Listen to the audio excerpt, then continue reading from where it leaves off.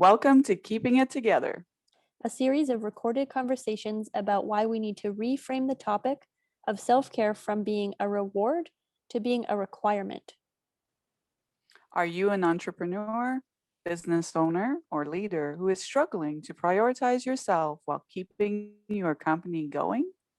We get it because we're also business owners and have had to juggle to keep it all together too. Our goal is to share our resources and perspectives on topics related to all aspects of personal wellness to help our fellow business owners and leaders thrive as people. Yeah, so that they can support their companies and employees to flourish too. I'm Geneviève Lagacé-Gore from Marquis Benefits. And I'm Jackie Faulkner from Thrive State. Welcome to our conversation. Hi, we're back. Hey, good morning. Good morning. I'm so excited about this conversation we're going to have today about company culture.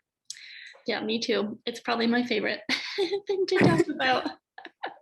That's fantastic because we know that it's such an important part of our businesses, and it leads to not only as a whole a company culture, but it leads to a wellness culture as well, which really speaks to what we've been talking about in our conversation in our series.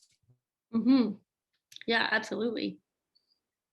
And I think one of the things that, we want to highlight today is really what's stopping us, why is it important, and really give our viewers an opportunity to have some good resources to really tackle this important part of their business. And I was researching some of the surveys on this, and one of our industry surveys, the Sanofi healthcare survey, has finally dived into this in 2020, and their survey was the first time that they started surveying employees and employers about workplace culture, about wellness culture, and their investment behind that.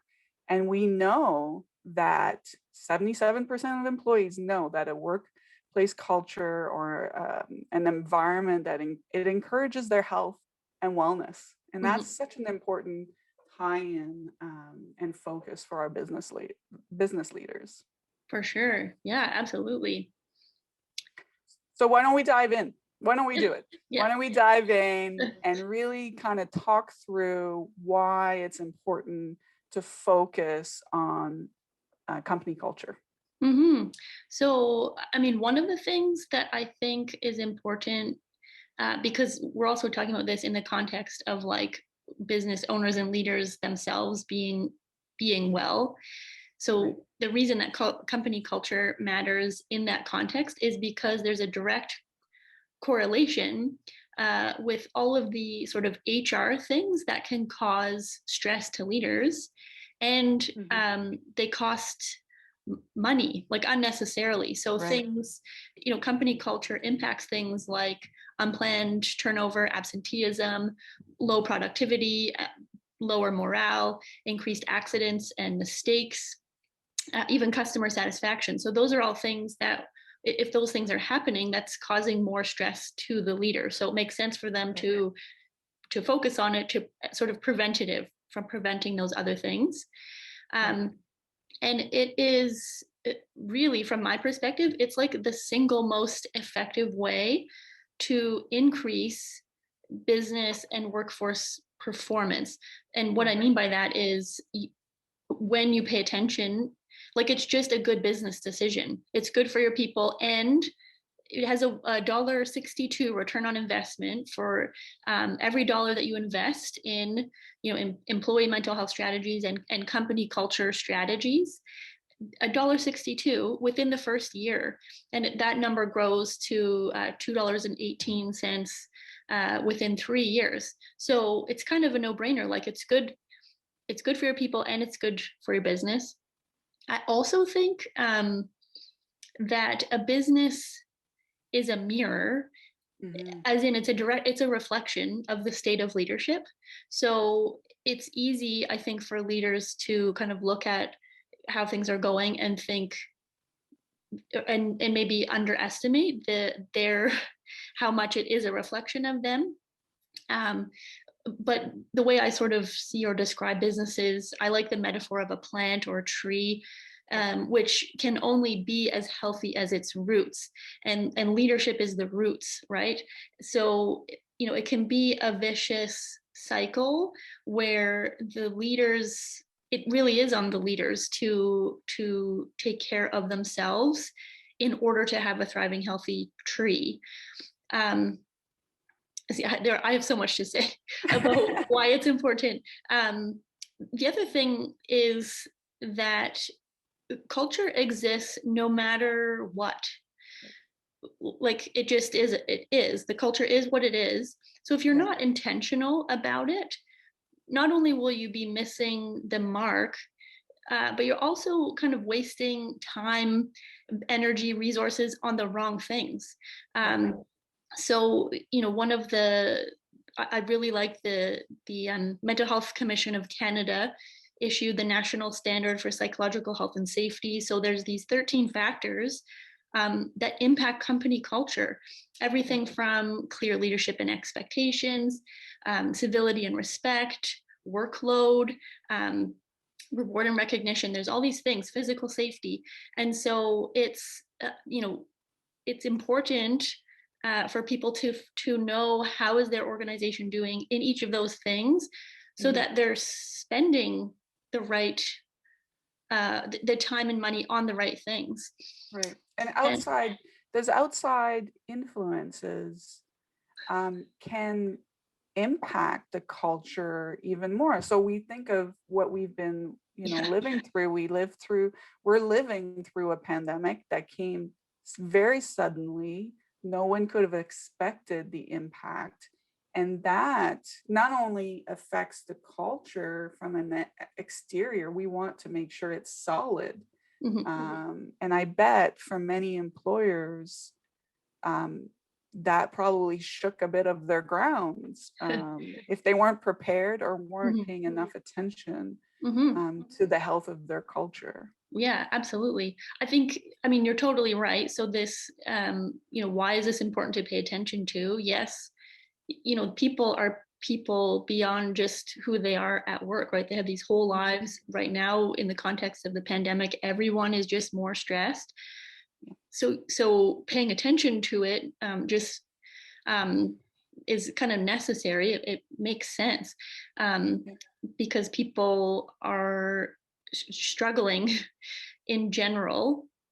And so when you can not cause extra stress at work, that's going to go a long ways in terms of, being able to keep good people that you have, recruiting new people if you need to. It really is so important. Yeah. And one of the things when we talk about the 13 factors, let's dive into a bit of those details. In the Sanofi survey, they dove into those 13 factors a bit and finding out what are the, some of the top three. We talked about safety, right? Safety being the number one. And I think the other ones were related to that relationship, right? That respect, that trust. Can we talk a bit more about that?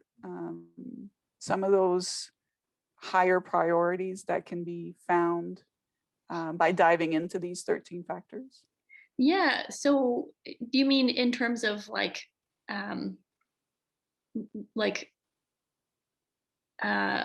they're important, or? Yeah. And also the perception of it, right? The perception behind that. Yeah, I think that is actually probably one of the things that gets in the way of leaders choosing to focus on company culture, is because of that perception gap. Most leaders, owners that I've encountered, they have the absolute best of intentions. They generally care about their people. They definitely care about their business. And yet what they intend and how they think they're showing up or providing for their employees when we do like the work that I do with businesses and assess how the employees are actually experiencing things, there's a big gap from how employees experience versus what leaders intend. And so it's, part of the work is to how do we bridge the gap and help leaders to see and make their intentions actually translate into what it is that they're hoping to achieve. And it's not surprising to me that those numbers would indicate things like, physical safety and relationships, because those align with the 13 factors.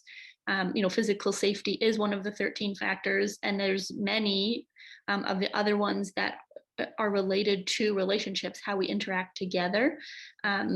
So those do have to be in place for people to feel not just physically safe, but emotionally safe, and to be aligned with the leaders in terms of what that looks like in just sort of day-to-day interactions.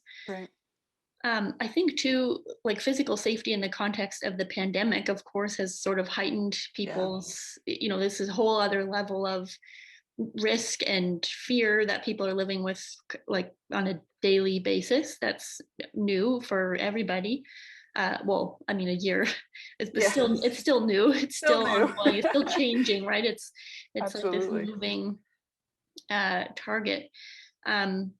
I think what's interesting, what I've observed through the pandemic, actually, and this is just, with businesses that we've worked with, the ones who had an intentional culture, strong, healthy culture going into the pandemic have really weathered the changes much more like quickly and effectively than companies who did not have as intentional of a culture, that are kind of more reacting to the situation.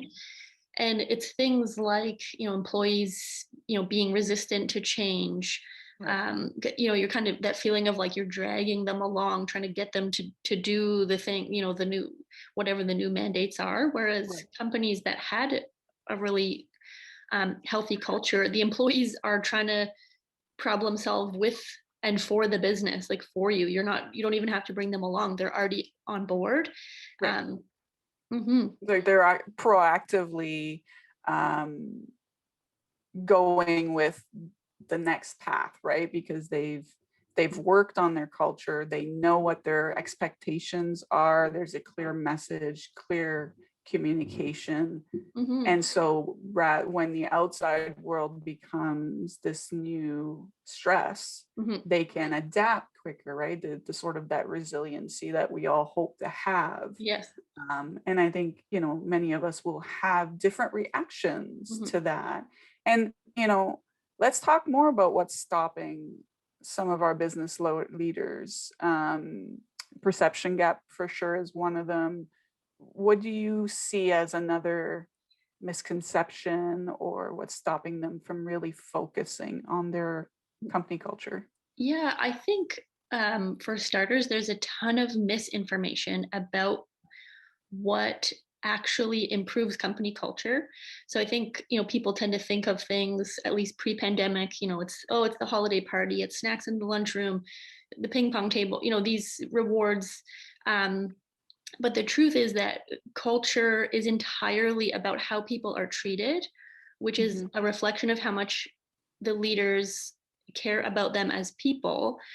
So you could have, Charlie's chocolate factory in the lunchroom, but like if you're unpredictable or inconsistent or unfair, passive aggressive, whatever, it won't matter that there's Charlie's chocolate factory. People would rather be treated well with fairness, dignity, respect, kindness, honesty, all those things, than all of the parties and treats in the world. So, I think at the end of the day, there's so much, just misinformation about what counts.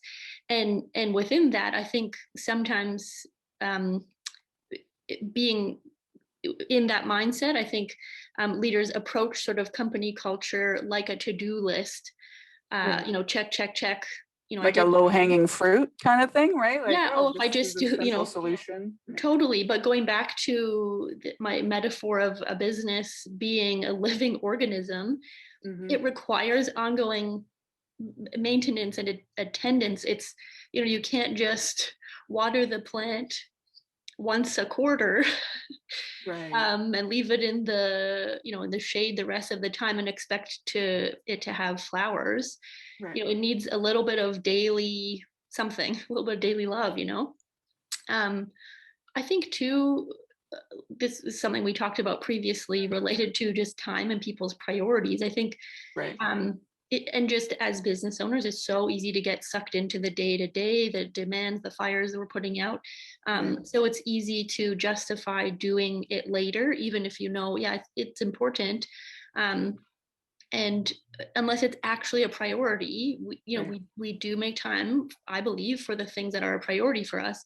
So if it's not actually a priority, it's just not going to happen, because I'm definitely guilty of later never comes to fruition. Yeah. And in the case of company culture, if it's you're going to do it later, things are just actually going to get worse in the meantime. And Yeah. I like the idea that the company is an organism and there's not an end target. It's a journey, it's a growth. It's very much tied to our priorities when it comes to our own personal wellness, our self-care, and that it's not fixed. It's not, it moves with you. It grows and changes, Mhm. and as your organization changes with not only employees but different leaders and managers, Mm. it needs to adapt to that new person as Right. well, right? Totally. Because your culture could be a certain state right now, but as you grow and add 2, 3 more managers or employees, or it just grows because of the success of the business. Mm-hmm. You also have to readjust around those personalities, I believe, right? Always. Anytime you Mhm. add or remove even just one person from a group, it's a new group Yeah, because of those dynamic changes. Yeah, that's absolutely. right. That's Um, right.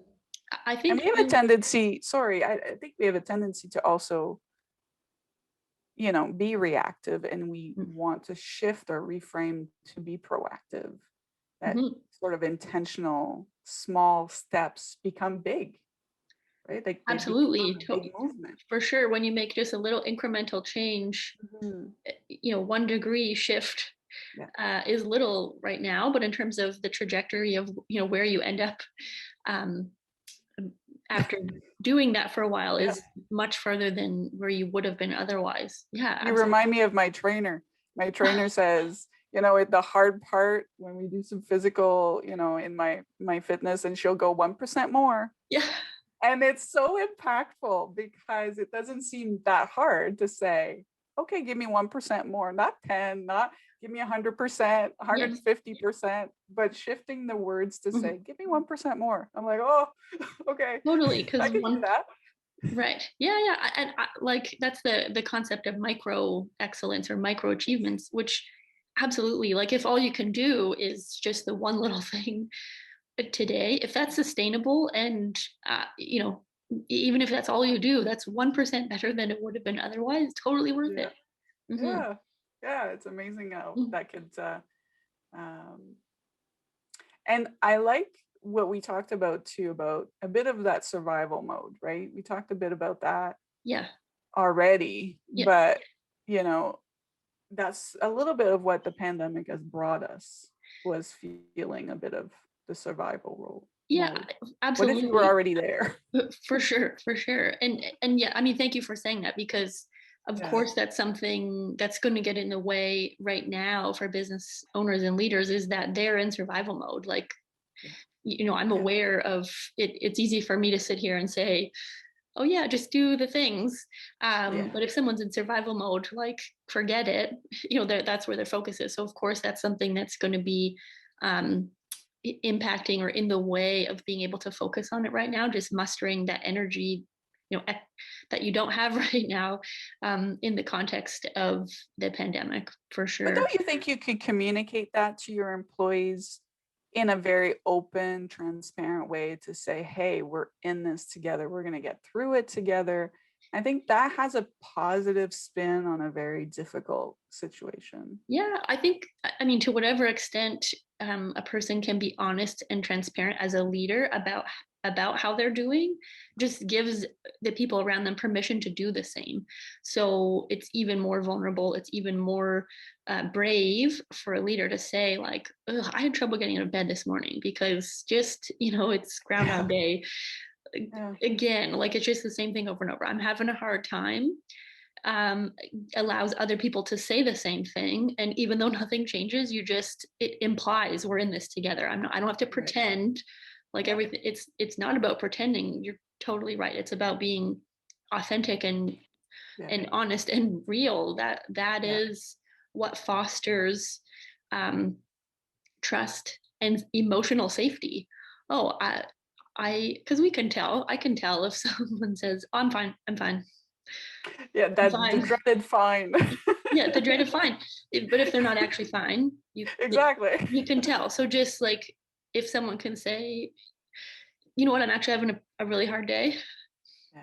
You don't have to share specifics necessarily, but it to just be honest, that itself, that might be the 1% that you choose to do, is to not pretend like everything's okay if it isn't. Yeah. Mm-hmm. What's been your experience with company culture in places where you've worked? I've had some great experience, and I've had some really challenging experiences too. And when I think of the difficult work environment, in the moment, and even now being away from that experience, I really notice how differently we all react to a difficult work environment. Mm-hmm. How our coping mechanism impacts differently. And in many ways, in one of my most difficult situations, I felt like a pawn a bit in a bigger strategy to make some management changes, or bring in a new regime for lack of a better word. And the result of being in that position became a break of trust. Mm-hmm.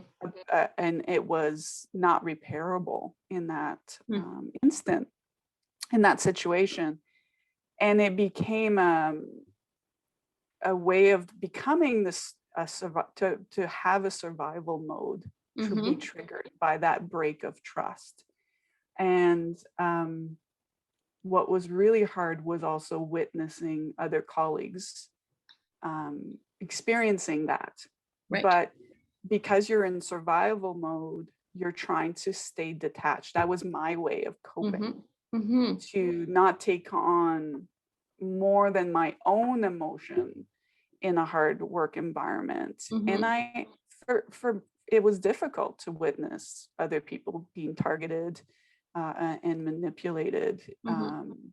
Their words used against them. Situations like that just weren't fair, when we talked about that earlier, right? Fair and so my survival mode was putting my head down, focusing on my job that I love, like the job itself, and in finding support in each other, that we're going through this together.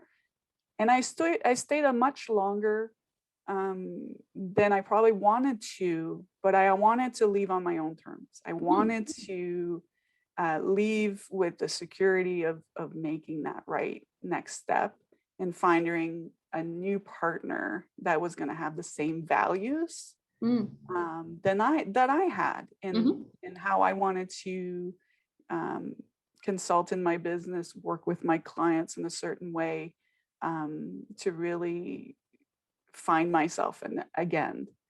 And once I was out of that situation, it took, geez, I can't even say how long it took to bring back the confidence I once had, Wow. right? That it was very It impactful. really impacted you. It very impacted me, and I have many close friends that we are still close because we were impacted that way. You bonded through the. We bonded, for sure, bonded. But you have to take away the positive of learning what I want to be as a manager and as a leader, and to protect my colleagues and my employees, my people that work for me directly, and making sure that there is a sense of safety, trust, and fairness. And so, so I lived through it, but I think the important thing is to learn and then take that as a learning experience for the future. For sure. I just want to highlight one of the things that you said, which was that even though you might not have been the target of certain, what sounds to me like toxic behaviors, it still impacts you. And I think I just want to mention that because it's really important that even for leaders and managers to know that whether they're the ones yelling at somebody or doing the thing, or if they're allowing it to happen, even if just one person is consistently the target, it actually, the message is it could happen to anybody. Like that behavior is allowed. So it actually does instill fear and a broken trust, like you said, to everyone else, because I'm thankful that I'm not the target today, but I could be. In this environment, people are allowed to be treated that way. So overall, it's going to decrease trust, morale, all the things like you said. Yeah. Wow. How about yourself? Yeah, I mean, similar to you, that I've had lots of different experiences over the years. The worst one that comes to mind, I think I quit within 6 weeks and I didn't give notice. Like I just couldn't get out of there fast enough. And I mean, during that 6 weeks, I probably cried every day, like during the day getting home. Like I just couldn't believe how, and actually very much like what I was just saying, I wasn't the target. It was the people around me, how they were being treated.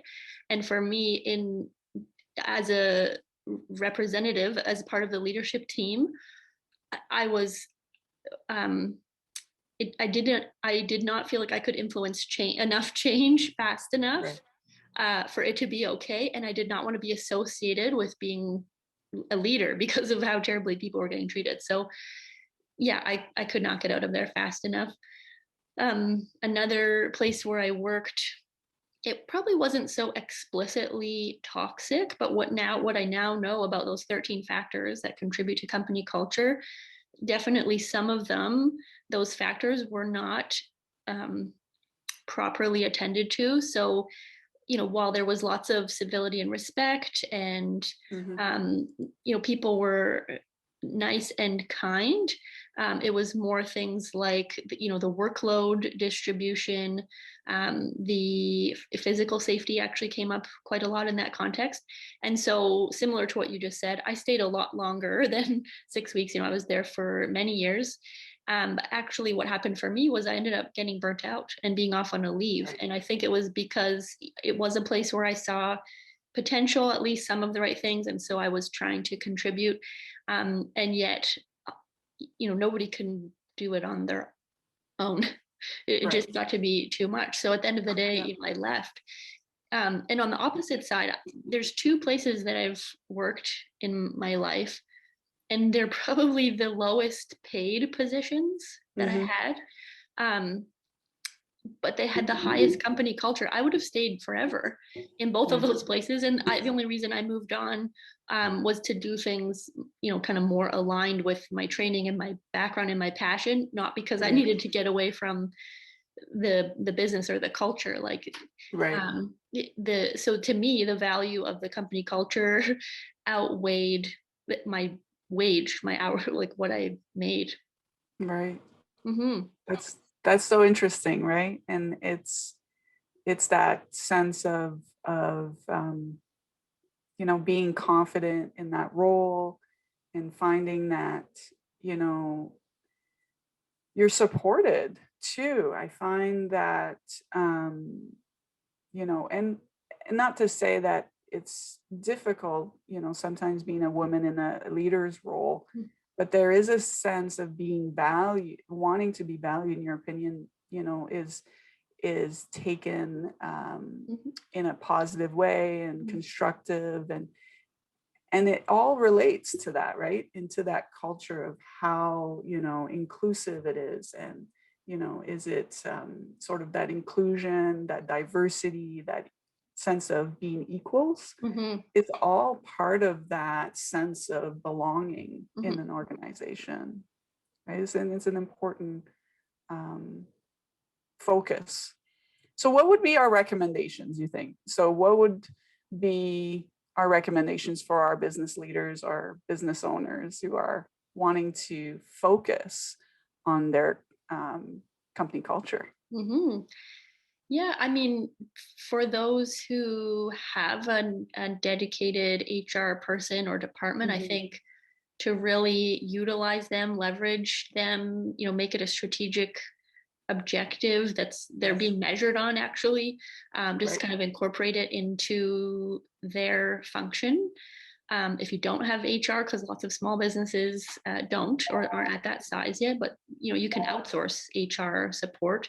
Certainly, I've done that work with lots of businesses, and there's also so many great free resources right now in the context of the pandemic and just kind of mental health awareness in general, because of there's a known link between company culture and mental health, and so there's tons.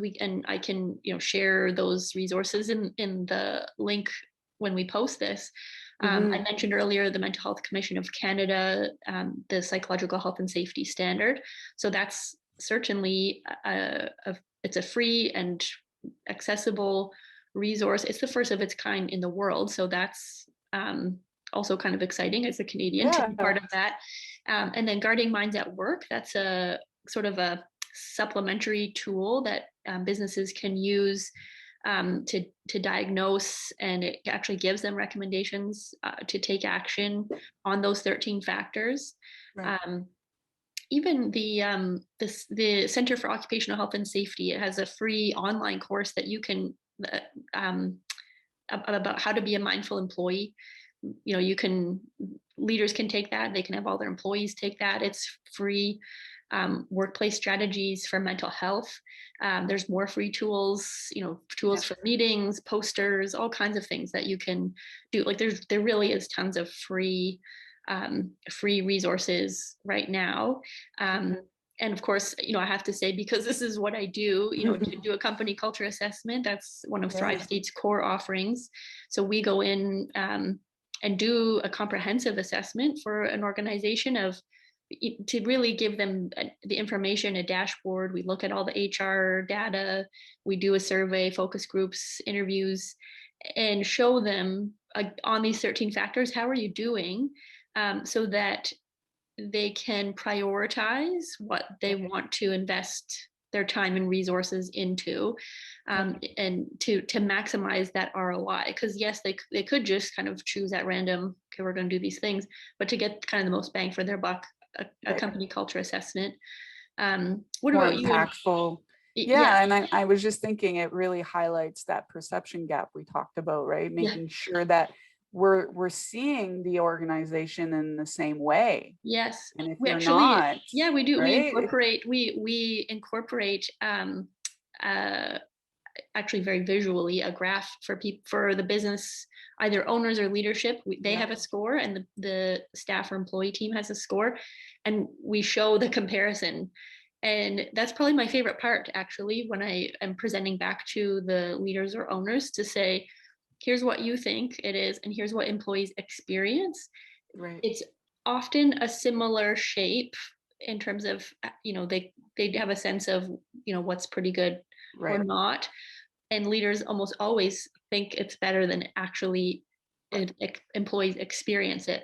And for them to see it so visually is like, oh, Right. Because the yeah. goal, even though it's a, you know, moving target and it changes as the organization grows and changes, it's the goal is to really reduce that gap so that you're working towards that same, you know, goal. Mhm. Because, the perception of a business owner's, day-to-day needs are different than the employee's day-to-day needs, but how do you still get to the same end result of, Mhm. having a successful business? And Mhm. I think, that we talk a lot about communication, two-way feedback is really important, Mhm. and really having that connection between the leaders and their employees, and then the employees within themselves, right? Having that good relationship. Mhm. And I think from, when I think of our employee benefits and how that offering really supports that wellness culture that we want to strive to have, by providing Mhm. the access, right, to resources, should that be mental health, access to preventative care, and having a strategic plan will help that Mhm. culture feel supported Mhm. from a healthcare perspective. And I want to bring back what we talked about in our self-care episode, where we talked about employee and family assistance programs. Totally. There we focused more on the mental health and counseling access and other resources that support employees who are having, Mhm. not just a crisis, but needs support. Mhm. Within those programs, you can tap into, manager training. Mm. So if there is a crisis or trauma, right, Mhm. they can come in and help through a trauma situation. You know, should there be a loss of an employee, Mhm. or, that's very traumatic, and that can be very helpful to tap Mhm. into that program. Should there be a relationship issue between Mhm. manager and employee, they could be a guide. Mhm. But as well, in the bigger picture, we could look at the employee and family assistance program to be a resource for workshops, Mhm. seminars, Right. right? We talked about brochures, and Yep. I think of like webinars about resiliency, which is Sure. so important right now and during this pandemic, or Mhm. managing stress Mhm. and reframing. Those are all tools that are built into these programs.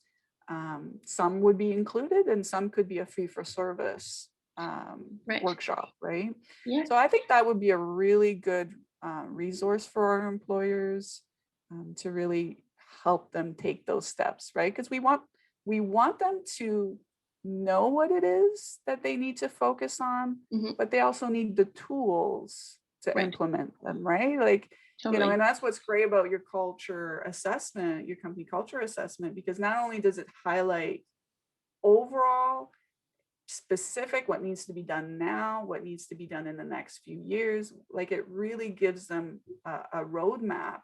And Yep. then we can really step in and say, to accomplish this, these are the tools you would access, right? Yep. Should that be those free resources, or, Yep. you coming in and implementing a plan, right? And Totally. measure it. And actually, it's funny you say that, because when we do the assessment and we also provide recommendations, so based on the scores that they get, we say, okay, we sort of build out a list of recommendation prioritized for them, do these things first. And we always try to include as many free resources as possible, because Yeah. it's, we don't want this to we're trying to show like what is possible without even spending money. And Right. one of the first things, it might be in every one that I can think of, anyways, that we've done, always in the recommendations is increased or enhanced employee assistance programs, flexible health programs, things that demonstrate to the employees that we care about you outside of work. Yeah. Um, Yeah. totally. So I absolutely agree that it's ideal to have an employee focused, Yeah. benefit focused. What about technology? Has that helped us Hmm. help with employee engagement when it comes to that part of the culture?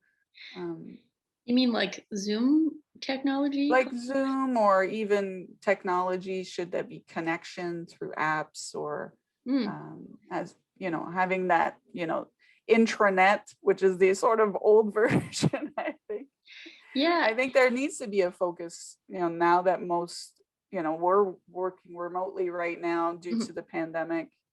And I think there needs to be an additional Yeah. tap into technology to support that. Yeah, I mean, it's always so unique to the organization. It has Mhm. to make sense for their context. Definitely in the pandemic, people in general are feeling more isolated. They are literally disconnected and working remotely. Mhm. So, for sure, we're going to be recommending over communicating, leveraging technology, check ins, um, allowing time for just conversations that aren't purely task focused, Mhm. because that can be the tendency in it sort of Zoom culture, to Right. get in, do the meeting, get out. And what's Yeah. missing from those in-person meetings is the chit chat that happens before and after, which is when people actually connect as people. And so we have to be intentional to remember to do that too. um, it's just as important and actually helps the tasks get done faster and more efficiently if we've just spent like a minute or two checking in, like, hey, how are you, how's your world. What's been happening? Hmm. Yeah, because we're not having water cooler Right, conversations right, we're or not running into each stopping other. at the printer. Yeah, totally. Yeah, Yeah. exactly. Those little, few minutes here and there are seemed non, not really a big deal, but now that you're separate, you kind of miss those little catch up of what's happening. For sure. So I think that's an important focus, and to really tap Hmm. into that. Hmm. Yeah, Um, definitely. yeah. So we'll have lots of resources for our Hmm. listeners today. Yep. So definitely look at our links below our videos, and Yeah. I think you, I think we, I think this is a very important conversation to have. Hmm. That all of us that have in our organizations. For sure. And I will just say, anyone can reach out to me anytime to just talk about it, because I really do. I do love talking about it. Um, Yeah. yeah, it's been so fun having these conversations with you, Genevieve. I guess this is all we have planned for now, For and now. could be to be continued. We'll see Yes. what people ask for. Absolutely. So let us know, get in touch with us. If there's anything, a topic that you're interested in us diving into, we'll be brainstorming on our next series. So look Hmm. forward to chatting more about this. It's been such a pleasure. Hmm. Awesome. Okay. See you later. Have a great day.